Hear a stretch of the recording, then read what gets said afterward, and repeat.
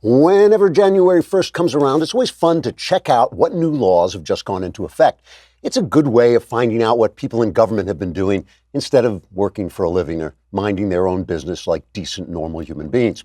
For instance, in California this year, we have a new law that whenever an illegal alien commits an unimaginable atrocity on innocent Americans, news stations are required to play pictures of frightened Mexican children on the border for the next 24 hours or until the public forgets that Donald Trump is absolutely right on this issue, whichever comes first. In New York State, whenever an untreated psychopath commits a mass shooting, public officials are now legally required to shake their heads sadly and talk about how Fox News is stigmatizing the mentally ill. In Massachusetts, a new law says that in the event of Islamic terrorism, emergency workers must immediately rush to the city center and take turns reading violent Bible verses out of context until calm is restored. And finally, a new law in Texas bars people from moving to the state from California, New York, and Massachusetts. Although that law is currently under challenge by people in liberal states who feel it's unfair they should suffer the consequences of the crappy laws they passed at home when they could continue to feel virtuous by escaping to Texas and passing crappy laws there. Some new municipal laws include San Francisco's Pooper Scooper law, which requires wild dogs to clean up after homeless people. Then in Portland, Oregon, a new law requires that masked fascist rioters give a Miranda warning before beating the crap out of the police. And in Seattle, all drugs are now not only legal, but included free with your coffee. Unfortunately, none of the laws I wanted passed made it through any legislatures, so it's still legal to make movies that run longer than 2 hours, and driving slowly in the left lane is not punishable by death, unless I happen to be right behind you. Trigger warning, I'm Andrew Klavan, and this is The Andrew Klavan Show. I feel hunky-dunky, life is tickety-boo. Birds are winging, also singing hunky-dunky-doo. Ship-shaped, ipsy-topsy, the world is zippity-zing. It's a wonderful day, hurrah, hooray! It makes me want to sing. Oh, hurrah, hooray! Oh, hooray, hurrah! All right, Mitt Romney has unleashed an attack on Donald Trump's character. Wow, that's new. Whoever thought to attack Trump's character? And Romney has gotten predictable backup from the mainstream media and the Never-Trumpers at National Review, and of course, Bill Kristol, who used to have a job somewhere. But the problem with American politics is obviously not Trump's character. The problem is that Trump ran against a woman of even worse character who also opposed constitutional freedom. And a lot of Never-Trumpers were too self-righteous to make the choice that needed to be made.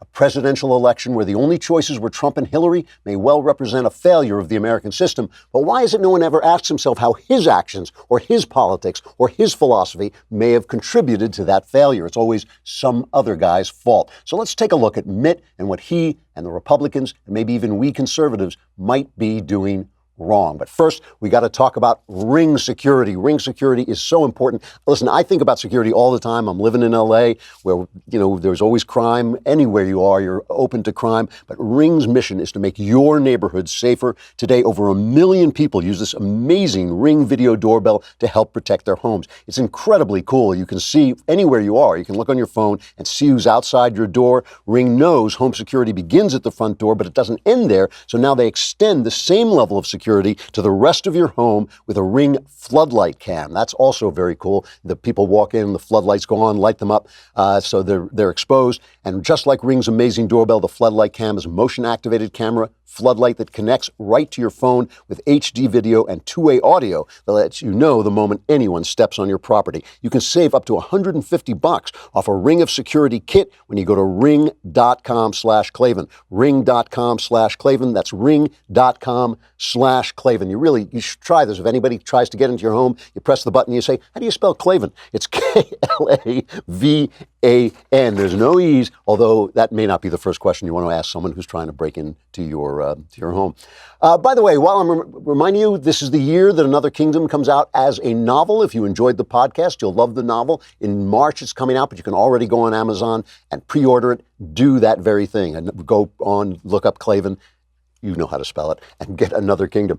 So Romney is now the incoming senator from Utah, and he unleashed on Trump in a scathing article in the Washington Post because, the Washington Post doesn't have enough anti-Trump columnists. They have to go out and recruit them. This is like the Washington Post where democracy dies in seething hatred and bitterness. So Romney says he agrees with the president on a lot of issues, and he praises Trump's accomplishments like the tax cuts and the judges and all this. But here's where he gets to the big thing. He says, to a great degree, a presidency shapes the public character of the nation. This is Mitt Romney talking. A president should unite us and inspire us to follow our better angels. A president should demonstrate the essential qualities of honesty and integrity and elevate the national discourse with comedy and mutual respect. That's COMITY, not routines. As a nation, we have been blessed with presidents who have called on the greatness of the American spirit. I guess he's thinking of, Bill Clinton getting oral sex in the Oval Office and, Barack Obama silencing conservatives with the IRS and those things that really elevated the office. But with the nation so divided, he goes on, resentful and angry, presidential leadership and qualities of character is indispensable, and it is in this province where the incumbent's shortfall has been most glaring. So he's really upset about pulling out of Syria, firing Mattis, and he says in December, like Trump's character just showed himself, he hadn't raised his character to the level of the office. And he goes on to say, I will support policies that I believe are in the best interests of the country. That's mighty nice of you, Mitt. And I will oppose those that are not. I do not intend to comment on every tweet or fault, but I will speak out against significant statements or actions that are divisive, racist, sexist, anti-immigrant, dishonest, or destructive to democratic institutions. This is really interesting. First of all, this is different. I'm not going to come here and defend Trump's character. I never have. You'll never hear me do that. But it's really different for me to come on and talk about Trump's character as somebody who is discussing the news of the day. That's my job. And Mitt Romney, who's there to make laws, right? He's there to legislate and work with the president and work especially with his party. They're perfectly good examples of people who have done this without being subsumed by the chaos of Trump or by Trumpism, like Lindsey Graham. Lindsey Graham will criticize Trump, but he always does it in a respectful way. And who else? Mitch McConnell, who has stood up to Trump, but has also really helped him and in the foxhole of politics has been on his side and has been loyal and has stood up for him. This is like when I criticized Ted Cruz and everybody yelled at me, I criticized Cruz for going to the convention and attacking Trump there. I feel the same way about Mitt Romney doing this here. Listen, Mitt was watching, like everybody, he was watching the midterms, and he saw that rich suburban Republicans were put off by Donald Trump and voted against him, and maybe he didn't show up, or they voted for whatever the local Democrat was running in Congress, and maybe he thinks he can parlay that defection into primarying the president. That would be a very bad idea. It would also it's a lot of those people who voted against Trump when Trump wasn't on the ballot will return to vote for Trump when a Democrat is running against them. And they're dealing with these socialists on the left because look, Nancy Pelosi is fighting her left wing. Nancy Pelosi is a San Francisco lefty fighting the left wing of the Democrat Party. That's where the Democrats are. And you cannot look at Trump in a vacuum. He didn't get there. He didn't get there because everybody said, you know what we need is a New York developer. He got there because he was running against Hillary Clinton,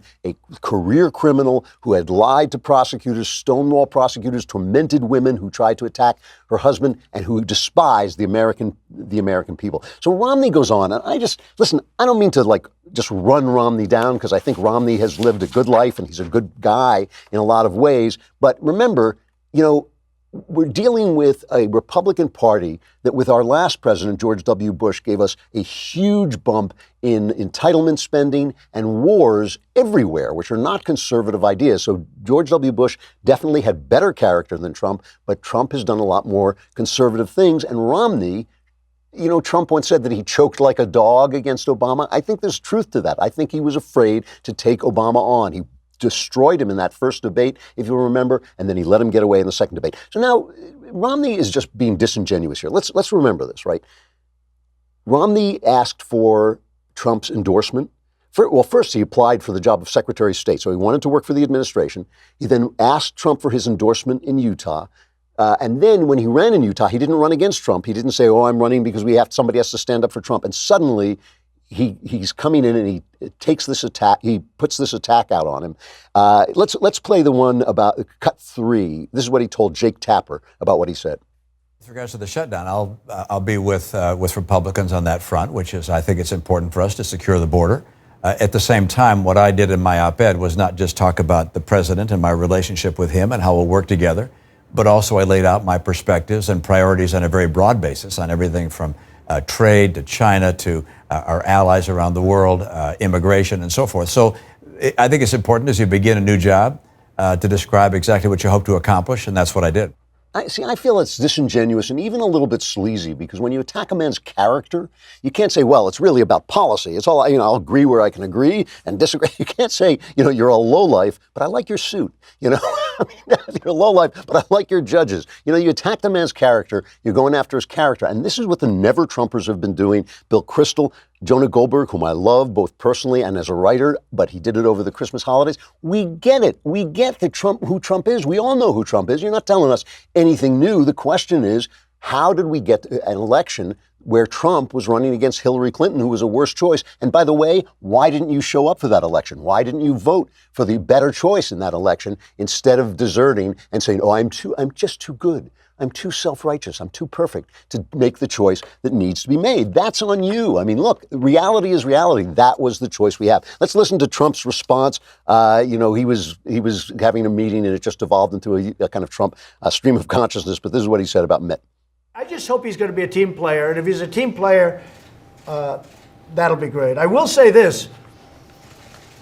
If he fought really hard against President Obama, like he does against me, he would have won the election.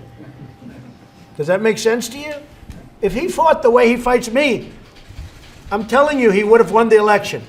But I think he's going to end up being a team player. I think he agrees with many of the things that we've done and many of the things that we have in mind, and we'll see what happens. All right, so I'm going to get back to this in a minute, because there's a broader question. There's a couple of broader questions here. But first, let's talk about Quip. I love these things. Quip is an electric toothbrush, but it's a sleekly designed, battery-operated electric toothbrush, so you don't have this enormous object that you have to take with you everywhere you go. The TSA stops you as you get on a plane because they think you're carrying a bazooka. Quip is an electric toothbrush, which is the best way to brush your teeth, gets your teeth cleaner, but it is beautiful to look at, and you can carry it with you. I took it to New York over the Christmas holidays. I loved having it with me. It times the amount of time you spend on each quadrant of your teeth, because you're supposed to spend at least 30 seconds on each quadrant of your teeth. Plus, you can make a deal with them where they send you new brushes every 3 months, and that is important too. It's not just me who loves Quip. It's got over 1 million happy customers, and it starts at just $25. Just go to getquip.com/Klavan, getquip.com/Klavan, and you can start at $25. Get your first refill pack for free. That's your first refill pack for free at getquip.com/Klavan. You can brush your teeth and say to yourself, hey, I speak Klavan. Well, it's Klavan. All right, so what's Mitt doing here? Well, first of all, I think aside from thinking about primarying, he's auditioning for the John McCain slot. John McCain left us, and now there's this open slot for the Republican who curries the favor of the mainstream media, right? Because you want to hear, this is hilarious. Let's just listen now. ABC, this is from our friends at Newsbusters, ABC and NBC welcomed this attack on Trump from Mitt Romney. See if you can detect the subtle enthusiasm here. Boy, this op-ed in the Washington Post, he says the president has not risen to the mantle of the office, says he will speak out against significant statements and actions that are divisive, racist, sexist, anti-immigrant. What a shot.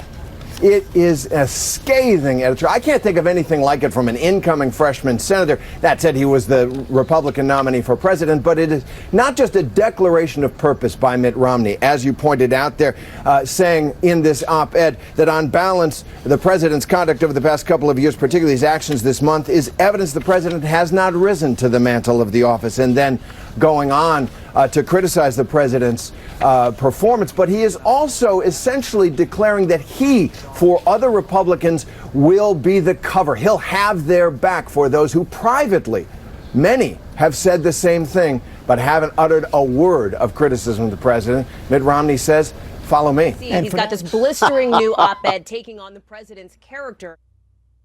You think they sound a little excited? We love you, Mitt. Please, please keep attacking Donald Trump. We love you so much. And, that stuff is addictive, And obviously, John McCain ran his whole career courting that stuff. And, of course, when he was finally running against Obama, suddenly he found all his friends turned into crocodiles and were ripping him to pieces. And that's going to happen to Romney, too, of course, if he ever tries to run for president again. Remember, he's run twice and lost. And, this is something that Bill Kristol echoed. Everybody's saying that Donald Trump has bad character, but Mitt Romney came out and said it. It's not Romney's job. This is what gets me about all these political commentators, is that they don't understand politics. It's fine for a commentator. It's fine for me to say, oh, Trump did this wrong, Trump did that wrong. But I'm not working with the guy. I'm here to talk to you about what I'm seeing. I have to be honest about that. I'm not going to lie and say and support Trump in every turn or attack him on every turn. I'm not a senator. It's not a senator's job. It's absolutely absurd to take the office and do this. Henry Olsen, one of my favorite observers of politics, he went to the Washington Post and he wrote a piece saying that all Romney has done is demonstrate the cluelessness of the GOP establishment, all right? So he says, let's start with the article's premise. This is Henry Olsen talking. Let's start with the article's premise that President Trump's character is more important than his accomplishments or his principles. Most Republicans simply don't accept this argument. Many instead see Trump's pugnacious and sometimes crude talk as an essential part of his virtue. He fights while other Republicans cower. Others would prefer he tweet less and do more, but still prefer Trump's fallen angel to the Democratic devil. Now, let's talk about this for a minute. The Democrats, not only is it like truly dangerous people like Alexandria Ocasio-Cortez, a lot of people on the left have been saying, why does she trigger the right so much? Well, let me tell you why Alexandria Ocasio-Cortez triggers me. She triggers me because she exemplifies her generation. She thinks if she talks with passion and moves her hands and looks bright and hopeful, the words coming out of her mouth become true. But that's not how it works. When you're talking about socialism and you're talking about her green agenda, which is essentially a recipe, a blueprint for tyranny in the guise of protecting the environment, this woman is a dangerous ignoramus. She knows nothing about America and what it stands for and what it means. She knows nothing about the Constitution. She knows nothing about economy, but she thinks her passion and her social justice and her feelings mean something. Plus, she's cute. And let me tell you something, moral emptiness and a good figure are a very, very dangerous combination. Believe me, many a man, including me from time to time, have been led down the garden path by that combination. She's a dangerous character, and that's who we're looking at. And the establishment people, the Mitt Romneys and the Bill Kristols, are actually in league with our friend Hillary Clinton. I believe Kristol actually, no, he voted for that Ed McMuffin or whatever his name was. Hillary Clinton, the thing about Hillary Clinton was forget her corruption, forget everything else for a minute, her anti-constitutionalism. Just remember how much she hated, how much she despised the American people. When she called people deplorable, that was just the beginning. Do you remember that interview she gave in Mumbai? She was talking to Indian people. Just remember this, because I want to play this again. Yeah. This is cut number 6. The places that represent 2/3 of America's gross domestic product. So I won the places that are optimistic, diverse, dynamic, moving forward, and his whole campaign, Make America Great Again, was looking backwards. You didn't like black people getting rights, you don't like women, getting jobs, you don't want to, see that Indian American succeeding more than you are. Whatever your problem is, I'm going to solve it. So the thing is, she won the forward-looking, internationalist, economically viable places, but she lost because the rest of us don't like black people, we don't like women, and of course we don't like Indians. I know we're all sitting around thinking about Indians, but she's in India, so she's playing to her audience. They all think that. All of the elites think that. They think that the world of tomorrow, the arc of history, is taking us to a global world where America is just going to be another state, and they do not like Trump overturning that apple cart. Look, Trump is a gut guy. He's not a brain guy. And so brain guys frequently think that gut guys are stupid, but a lot of brain guys work for gut guys, and a lot of the brain guys in the administration are shocked to find themselves working for a gut guy, and they're calling up their friends in the press and saying, oh, he's an idiot, he's ignorant, he doesn't know anything. Maybe that's true, but he's got a pretty good gut so far. His first 2 years went pretty well. You know, that can be dangerous too if his character is as damaged as I think Trump's character is. But I'm just saying that there's a lot of disdain for him that doesn't really play when you look at his accomplishments, which are really pretty good. And my question is this. The big question to me is this. Where's Bill Kristol's magazine? Why did the Weekly Standard go down? Why is National Review struggling so much with their never Trumpism? And again, I like the people at National Review and I respect them a lot, but I don't think they're taking into account that their arguments, their conservative arguments, their version of conservatism failed. It failed because it produced a world in which Americans would elevate Trump and Hillary to our choices for the presidency. Why, if you don't like Trump's character, my question is, why wasn't there somebody of good character that you could put forward who would win with your ideas? And you know, I see a lot of problems with conservative ideas right now. I see a lot of contradictions. And let me give you a couple of them, just a couple of things that really bother me about the conservative arguments right now. We're constantly talking about how the Constitution was made for a religious people. John Adams, right? Our Constitution was made only for a moral and religious people. It's wholly inadequate to the government of any other. But polls continually show people who say they have no religion, they associate with no religion, those people are rising. The number of those people are rising. The country still about 70% identifies as Christian, but the number of people who identify as no religion is rising. Now, those people aren't atheists necessarily. A lot of them are into New Age, crazy stuff, you know, and they believe in something. But my question is, if the Constitution was written for religious people, and I'm sure most of the founders were talking about Judeo-Christian religious people of some sort, some kind of Western religious people, and we're losing those people, how are you going to fight for the Constitution? Why would you fight for the Constitution if the people who can be governed by it aren't there anymore? I think we really have to talk about God. I think we really have to talk more about whether we can, not just whether it's good to believe in God. Of course it's good to believe in God. It's useful to believe in God. But is he there? Can we make the argument for God in a scientific world?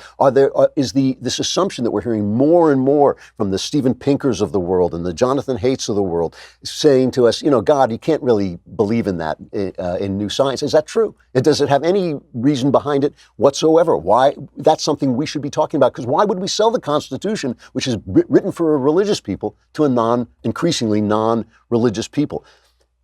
This is another thing. This drives me crazy. Our God King, Jeremy Boring, was for a momentarily tossed off Twitter, suspended from Twitter today. He made a joke about Brussels sprouts, and they're just trying to find anything they can to censor conservatives. Ben, you know, got in touch with Twitter and they kind of said, oh, well, you know, maybe we made a mistake on this Brussels sprouts thing, but it's just going to happen again. It's happening all the time. It's happening to Franklin Graham on Facebook. It's happening to conservative voices, and yes, and some conservative voices who are nuts, but still they deserve a hearing. And I keep hearing conservatives say, well, Twitter is a private company. Twitter is a private company, but our right to free speech is protected by government, but it comes from God. And if Twitter and Google and Facebook have a monopoly on the dispersal of information, if they have a monopoly on the information, then they are censoring people, is depriving us of our God-given rights, and we should turn to government to stop them.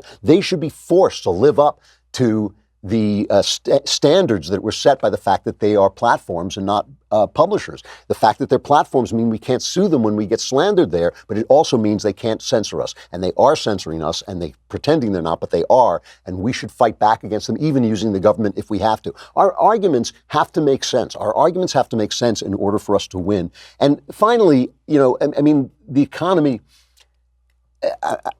capitalism is a beautiful thing. Capitalism, globalism, these have lifted people up. Free trade have lifted people up. But we have got to address problems in our country. Trump is absolutely right about this, good character or no. We cannot have our own people dying of opiate addiction, unemployed, you know, hopeless in the middle of the country and say, yeah, but some guy in India has a job now. That doesn't work. That is not the way you run a country, and we cannot have our freedoms. We cannot have our freedoms while people starve and despair. So All I'm saying is, you want to talk about the fact that Trump and Hillary were the only choices we had in the presidency. Fine. Talk about what we are doing wrong, how conservatism has failed, how our arguments have to make sense, and then I'll start to listen. But just taking pot shots at Trump, to me, it's narcissism, and it doesn't get you anywhere at all.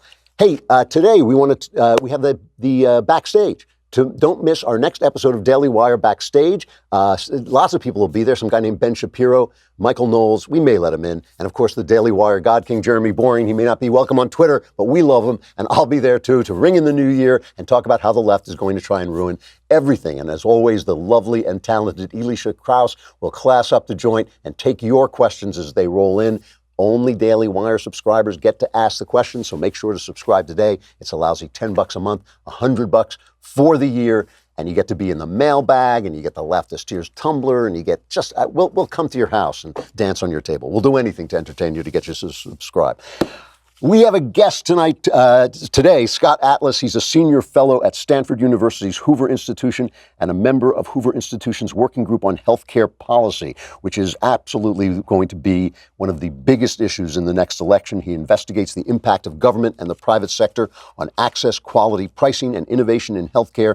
His book is Restoring Quality Healthcare, a 6-point plan for comprehensive reform at lower cost. It is out now. Scott, thank you so much for coming on. I appreciate it. Happy to be here. So give me an overview of what is wrong with our healthcare system. Seems to be in disarray. People are really worried about it. I think it was a motivating factor in the midterm elections. What's the problem? Yeah, well, the big problem, and actually this sort of escapes the essence of the argument, is not about quality. And it's really not about access. It's about the cost of healthcare. And the reason that's a problem is because A, the government programs are unsustainable if the costs are this high, and B, the people vulnerable to that are the most to the high costs are the ones who depend on those programs, the poor and the elderly. And so we need to fix that, but we need to fix that without impairing the quality, which by the medical literature is the best in the world. And that's factually true, but somehow the U.S. healthcare system is pilloried by false accusations and indeed a very false narrative by people who advocate single-payer healthcare. The way to fix this, if I can just cut to the chase, Please. The essence of the problem about high costs is because people think someone else is paying. They don't care about the costs. The way our system is structured, more and more, we have made health insurance cover everything and minimizing the whole concept of a patient caring about the cost.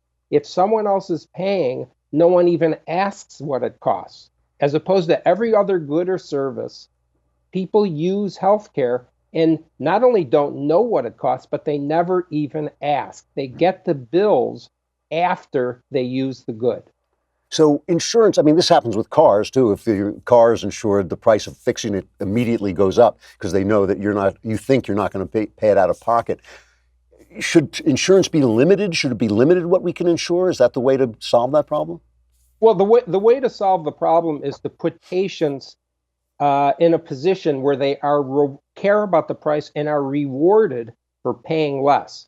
And because of that, they consider the value of what they're buying. That's why a cell phone, an iPhone that's in your pocket that's essentially a supercomputer from the old days, doesn't cost $10,000 because we shop around for it. And the way to make healthcare, people seek value in healthcare, is to change the nature of health insurance. The nature of health insurance should be what it was intended for, like insurance for everything else, catastrophic insurance.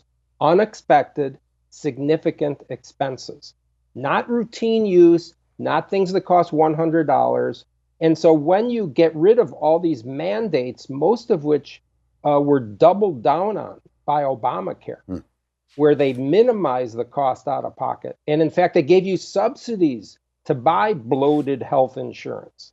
When you get rid of that and you deregulate and you let people buy the insurance that they want, which is cheaper insurance with a higher deductible.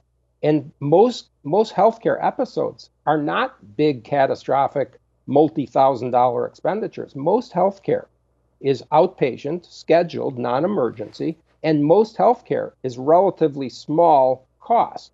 And so when you are paying out of pocket because there's a higher deductible, the insurance won't kick in right away. When you are paying, you consider the price. You see the price, you ask what it costs, and the reward, the system has to be in place to actually reward savings. And the big vehicle to do that are large, liberalized use health savings accounts that you keep when you die. In other words, you can roll them over in a tax-free way to relatives or to anybody you want. You can use them for, say, your elderly parents. They're double the size of what they were. You actually are rewarded for saving. A very sort of basic point is a tax deduction for healthcare makes a dollar spent on healthcare more valuable than some other dollar. Whereas a health savings account, not only is it a deduction, but it rewards the saving of the money if you get to keep the money or use it for healthcare for your elderly parent or roll it over. And so you care what you're spending. So I see a number of political problems with this. We're talking to Scott Atlas, the author of Restoring Quality Healthcare.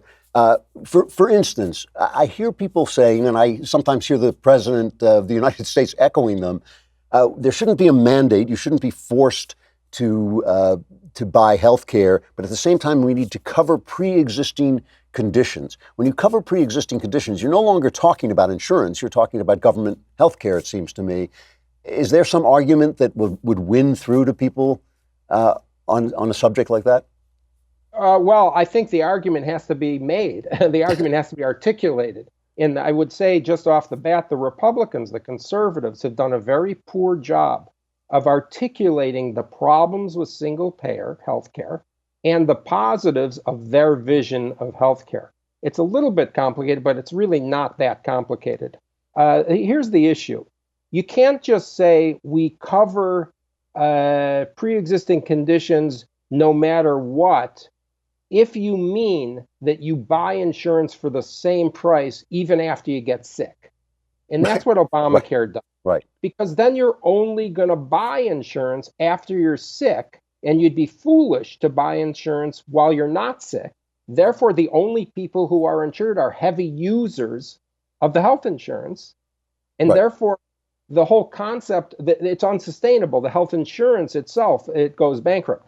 But the Republicans and conservatives do support covering pre-existing conditions with the following nuance. And the nuance is that you have to have some incentive to buy insurance before you're sick. Otherwise, like I said, the system's unsustainable. And so the incentive to buy health insurance before you're sick is A, to make sure there are cheap health insurance options available, not bloated, massively mandated coverage, all-encompassing insurance, but more catastrophic insurance, higher deductible, cheaper insurance. And then secondly, if you have insurance, one example would be if you have insurance before you get sick for, say, a period of 6 months, then you are insured even after you get sick for the same rate. Okay, you can't get your be dropped, taken away, Sure. and you can't get your rate. That's assuring people get coverage for so-called pre-existing conditions, but you should have to pay more if you sit there and game the system. If you wait, have no coverage, and then after you get the diagnosis, okay, now I'm going to buy coverage. Well, there has to be some disincentive to do that. There has to be. It doesn't mean you're not insured, though. See, this is what the previous model was, and this is what's being distorted. Democrats are claiming that Republicans are saying, oh, you're not going to be able to get coverage if you have a disease. That's not true. No one is putting forth that model. There's not a single proposal by the conservative side that puts forth that model. But what they do put forth, and it's necessary to put forth, there has to be an incentive to buy insurance before you're sick. And that incentive is financial, obviously. And so you have to have it to be cheaper options, first of all, for insurance in general, but also some disincentive that if you buy it after you're sick, then you have to pay more. when you put our healthcare in an international context, you have a situation where a lot of countries have single payer healthcare. They have government healthcare. They don't have to negotiate with the pharmaceutical companies because there's only one buyer. And so they don't have to pay what it really costs to develop and research a drug, and all those costs back up onto us. Is there some way for us to fight this? I mean, we create, I think, more new drugs than all other countries combined. I think that's right. So is there some way that we can stop paying for England's national health? Well, I mean, here's the issue. You can't do what some have proposed already, even in the Trump administration, which is to say, okay, we're going to tag our prices to those of these single payer systems outside. Because when you import the prices, which is essentially what that does, you're importing their price controls. Right. And the price controls have an impact. There's no mystery to why we not only develop the drugs, but more importantly, we get the drugs before every other country. I'll give you an example. The NHS, the Nationalised Health System in the UK, they have a government-controlled system, but specifically for drugs. So, for example, they just put in something toward the end of last year that said that the government is going to so-called negotiate the price of new drugs, and they're not going to allow new drugs to be used until they get the price they want. And they gave themselves up to 3 years to do that. Mm-hmm. Now, what do you think that does? Well, we know what it does because we look at the data. These are factual statements here. This is not opinion. The NHS has less access, and in fact, sometimes no access to life-saving drugs that we routinely get not only sooner, but by far the greater number of those new drugs in the US. Most new drugs, by the way, are for cancer. So let's just say you're in the UK, you're dependent on NHS, and you have cancer. And the UK government says, well, we're not going to approve it because the price is a little bit too high for our system, and we get 3 years to negotiate that price. Mm-hmm. Okay, well, you got cancer. Yeah. You want to wait 3 years to get that drug? And what the impact is that people die. And we know for a fact that in countries with single-payer systems, if you just even look at the drugs alone, the diseases that are dependent on drugs, and these are the most important diseases: cancer, heart disease, stroke, diabetes, high blood pressure. The United States, by the medical literature, I'm not talking about opinion here, I'm talking about facts. By the medical literature, the published literature, the U.S. patients have better outcomes. And that's all that this is about. We have better medical outcomes from cancer, stroke, heart disease, the biggest killers, diabetes, high blood pressure, all the serious chronic diseases, than all the systems with single-payer health care. Yeah, they always mess up these statistics. I've seen them play with them. The fact that healthcare gets better and better, is there a difference between, say, our televisions get better and better, and the television comes out and at first it costs $2,000 and then pretty quickly it costs $600? Is there a difference between that and what would happen to medicine because you need the medicine and you can't negotiate and they have a monopoly on the brand? Is there any difference in that, or can that system, a free market system, work for medication as well? Well, that system can absolutely work for all of healthcare. The difference that we see, why hasn't the price of healthcare dropped significantly like those things that you just said? The reason is very simple. The government shields patients and insurance shields patients from caring about price. There is a shielding. There are barriers to competition for people's money based upon price in healthcare. That's exactly the problem. And so that's why the real solution to these things.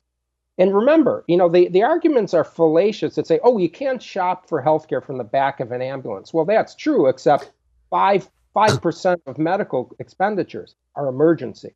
5%. Nobody's saying that, hey, you're going to be having a heart attack and you're going to say to the ambulance driver, wait a second, let me get the prices here. No. But what we are saying is that 60% of medical expenditures in the United States are outpatient. These are scheduled things. And not only that, we know, it's already proven, from the literature in specific medical care, both from diseases that were never insured, like, for instance, in the beginning of LASIK surgery for vision correction, or certain plastic surgery procedures, or MRI screening head to toe. These things originally were not covered by insurance. What happened? They came out, thousands and thousands of dollars were prices. People competed. The cost came way down. Yeah. And I we also have know- to stop. I have to stop you there. I'm out of time, but Okay. I'm glad to hear that logic holds true in medicine as everything else. Scott Atlas, a senior fellow at the Hoover Institution up at Stanford. His book is Restoring Quality Healthcare: A 6-Point Plan for Comprehensive Reform at Lower Cost. Thank you very much for coming on. I hope we get to talk again. Sure, Hope. Thanks for having me. Thanks a lot. All right. You know what? I think we're going to, before I talk about anything, I have to talk about Elizabeth Warren. Elizabeth Warren has announced that she has started an exploratory committee. I think she has sent a scout up to the Hill to survey the Great Plains and to see if she is going to run for president. And she went on, what was she on, guys? Was it Facebook? So she goes on online, but she wants to relate. So she cracks open a beer. Here, you got to play this. Hold on a sec. I'm going to get me a beer.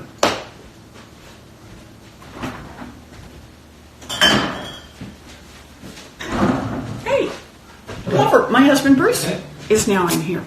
You want a beer? No, I'll pass on the beer for now. You sure? Come over and say hello to folks. Yes. So, this is my sweetie. Hello. And I'm crazy about her. I love you. I love you too. Thank you for being here. Pleasure. I'm glad you're here. Yeah, enjoy your beer. Feel free to toast along with us. Absolutely. You know what? Everybody here seems to be having a great time. He's not a big drinker. It's like burning your lungs. Burning your lungs. Feels good to me. We have some great guests and musical acts. A lot of drinking on the left, you know. You don't want to destroy a good country sober. I think that's the problem. All right, some stuff I like. You know, I had these screeners that I get at the end of the year because I'm a member of the Writers Guild, and they send me the movies that came out that they want you to vote for.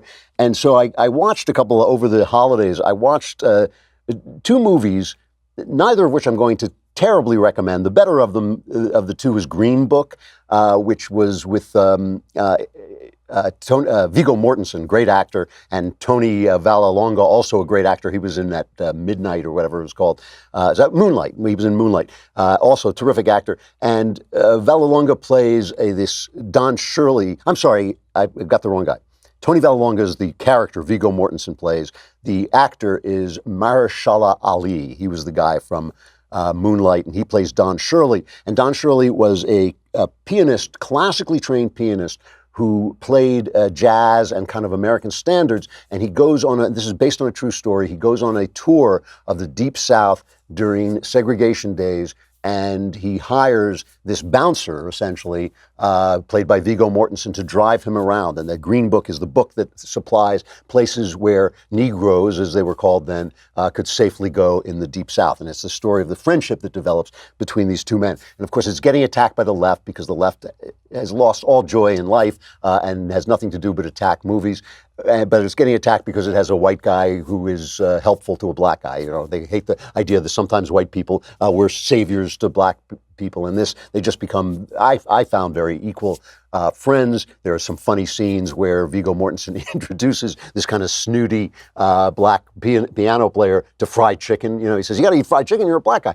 You know, and I found some pretty funny scenes. It's very enjoyable, very watchable. Not a great movie, but it's fun to watch. Viggo Mortensen, he's a terrific actor. It's fun to watch him do this kind of guy. This kind of, Italian bouncer type. And the other picture I watched was Can You Ever Forgive Me?, which is Melissa McCarthy playing another true story. She plays this writer, Lee Israel, who is a overweight, unattractive, nasty lesbian writer who can't sell her books because she's writing obscure biographies, and she falls into forging letters from famous writers and selling them so she can pay her rent. And Richard E. Grant is also in it as her kind of louche gay friend who helps her do this. And the picture was, again, very watchable, not great. I kind of liked it because I knew that world, you know. I knew that world of bitter literary people in New York. I hated it, but I knew those people, and so I could recognize even I think some of the people were actually based on people I might have known at the time, and so I kind of enjoyed watching it. But both of these movies, what they both had that I liked was the music. Now, in Can You Ever Forgive Me, they had, it opens up over the credits, I believe, with a singer that I had never heard of before named Jerry Southern, who sings a song called I Thought of You Last Night, which is just as sexy and cool a song from the American Songbook days as you could ever hear. You can look that up yourself. But more to the point was this guy, Don Shirley. They imitate Don Shirley, the piano player in Green Book. They imitate him in the movie, but I could tell just by listening to him that he had this unique style where he combined his deep classical training and his deep love of the classics with the American Songbook. So it was really different, a really different sound. So then I went on YouTube and looked him up, and I gotta say, he blew me away. This guy was a genius piano player, Don Shirley, and just I was grateful to the movie. Like I said, watchable and enjoyable. I can't say it's a must-see, but I was grateful to the movie for introducing me to this guy I had never heard of, a terrific, terrific piano player. Hey, I got to say goodbye. It is the end of this brief Klavan-y week, but I hope you got as much Klavan-y goodness as you can. Next week, we'll be here all week. And of course, tonight we'll be on Daily Wire backstage, so I'll be back there. But, you know, the rest of the time, you're just going to have to make your way through. Pre-order the novel Another Kingdom. That'll help. But otherwise, just try and survive. And survivors will gather here on Monday. I'm Andrew Klavan. This is The Andrew Klavan Show. And here's a little bit of Don Shirley traveling music.